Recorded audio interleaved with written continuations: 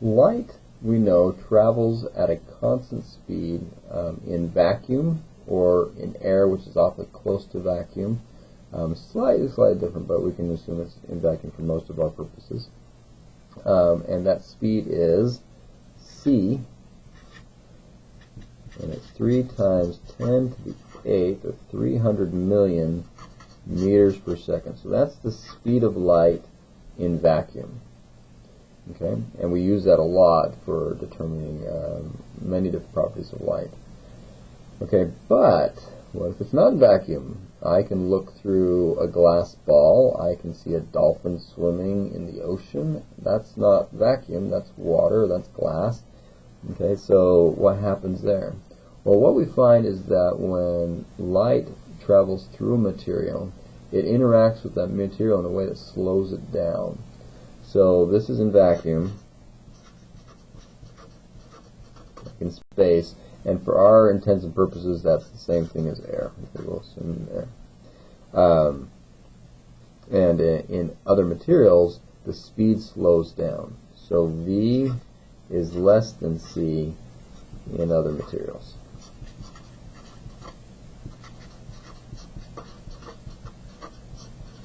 All right.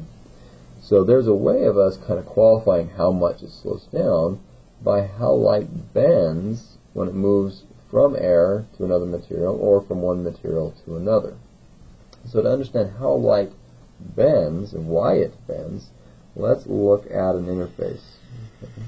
Suppose we do have air here and then water. This might be the top of a bathtub or swimming pool or the ocean or just a cup of water. Okay, let's suppose light is traveling down. I'm going to draw some rays of light like that. And it hits the surface at an angle. Okay, now if I were to think about these as plane waves coming in, okay, so this might be from even a coherent source, only we can also apply this to other things because they're all the waves are all traveling as planes, like a water wave. Okay, so I could draw some planes out from this.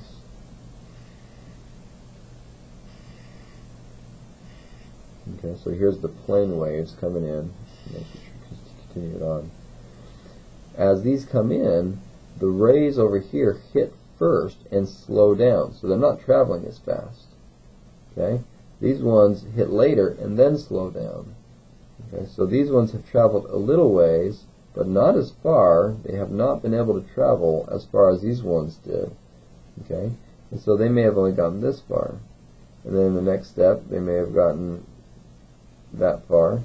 Now these ones are in line with this one, because the rays got to here when these ones got to here, and then when these ones got to here, this one got to here when this one just hit. And what we end up with is our planes got shifted. So instead of being at this angle coming in, they got bent to this angle. And so drawing our rays as perpendicular to those planes,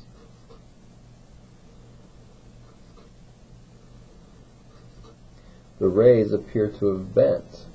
Okay, so again, because the waves are like planes coming in, and they get caught earlier on this edge, they have to slow down.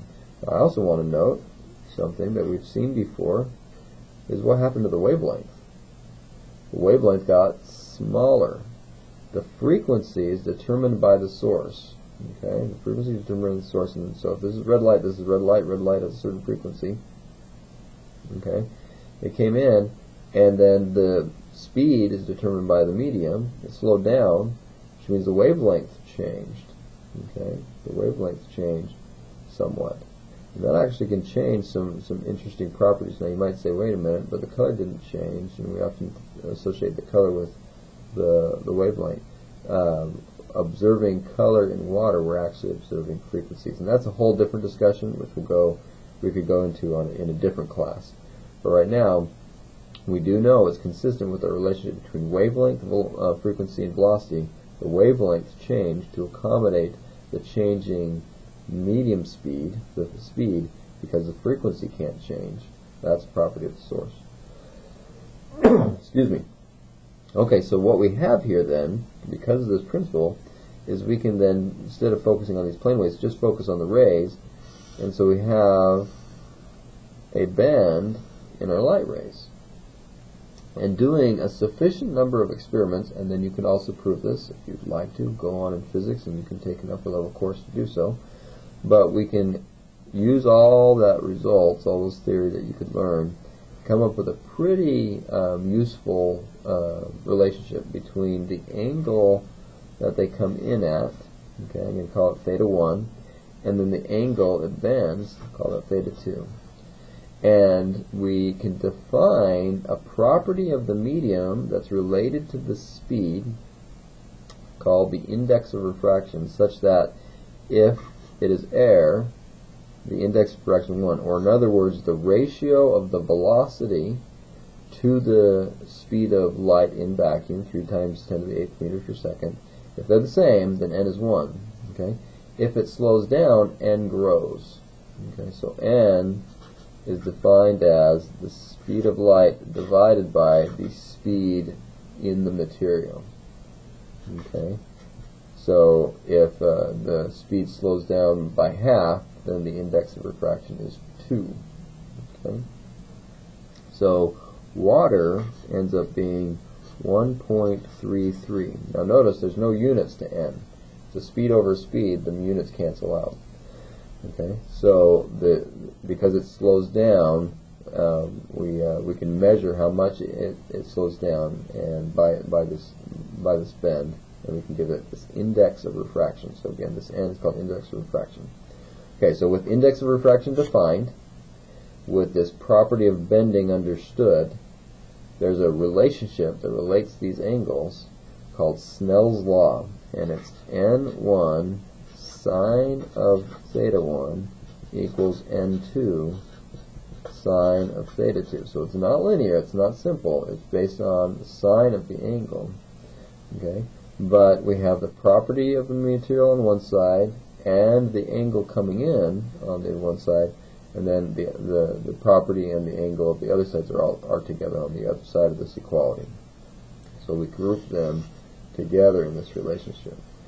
And we can now find, knowing how it's coming in, we can know how it comes out. If we can measure the angle out and the angle in, then we can find the index of refraction. That's often a way that we do find index of refraction, see how it bends, and compare it to air or something like that.